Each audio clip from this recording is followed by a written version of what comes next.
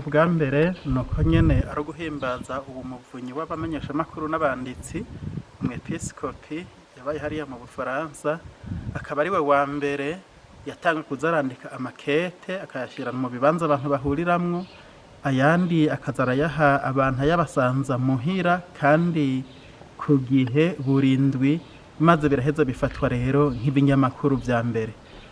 Yabaye umuvunyi w'abamenyeshamakuru kuko aho nivyo ukwandika no kwandika ibitabo, gusohora ibitabo bitanguriye, niwe yaciye yikora kuri ubwo buryo, ubwo buhinga bwari bugezweho ngo vyiyumviro vyiwe bishike kure ababikeneye bose babironke. Umumenyeshamakuru w'ubu yomusomamwo nk'ivyo Papa Paulo wa gatandatu yavuze ejo bundi mu myaka ya 60, agira ati ikintu co dufasha dushobora kumwigirako nuko mu makete yagiye arandika yarandikiye amakete nabo badasangiye ivyiyumviro mu vy'ukwemera, kugira ngo nabo nyene bumve ico yiyumvira, nabo bumve ico yiyumvira, baheze bahurize hagati.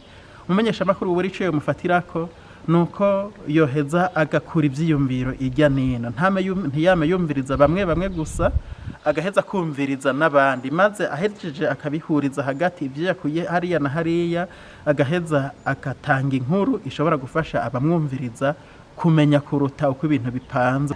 Abaye umumenyeshamakuru umukirisu nkuko no mu cigwa twashikirijwe babivuze, no kumenyeshamakuru w'umukirisu aheza akamenya ko ivyo akora vyose amenyesha ijambo ry'Imana, kuko ijambo ry'Imana nukuri, ukuri nako kurakiriza kukagira abantu abidegemvye.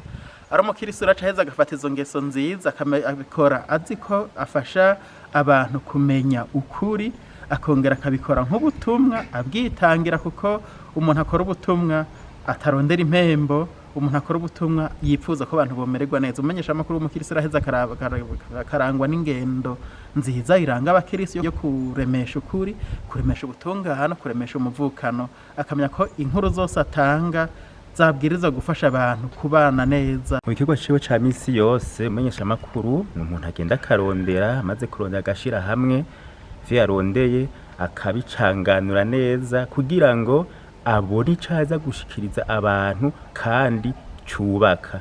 Kuko umumenyeshamakuru bwa mbere ho ntarondera amakuru ngo ayihe nayo guha abantu, ingera ategezwa kuba ameze yoba umuntu arangwa n'umwete mwinshi, akamenya mbere no kuvuga n'indimi no kuzandika.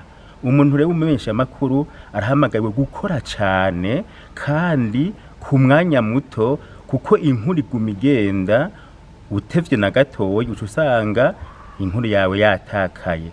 Bigatuma rero umuntu ko mu gukora kwiwe adashobora kwihebura, ari umuntu ategezwa kumenya yuko kazoza kari imbere, akategezwa kurondera inkuru yuzuye, ntarondere inkuru iciriye hafi canke y'igice, uko abantu baba bakeneye kumenya ukuri.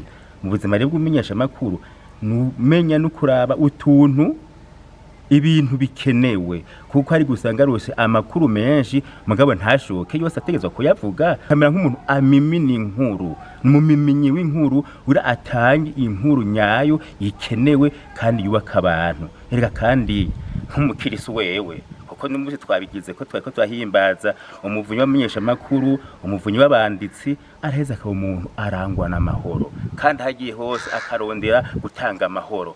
Hahirwa abaremesha amahoro bazokwitwa abana b'Imana. Umumenyeshamakuru n'umuntu ategerezwa kuba yuzuye kandi agatanga akanyamuneza ahari.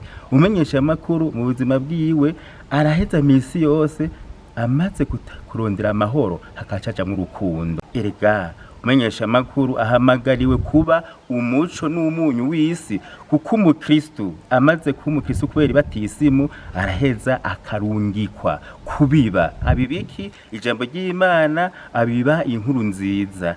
Muri ivyo byose rero turuba yuko icahamagariwe ari kubaka iyosi, ari kugira umutima wukunga ubumwe, abwungira abantu kugira mu buzima bwiwe bwa misi yose aboneke ko ivyo akora yamenye n'Imana akamenya na Kristo.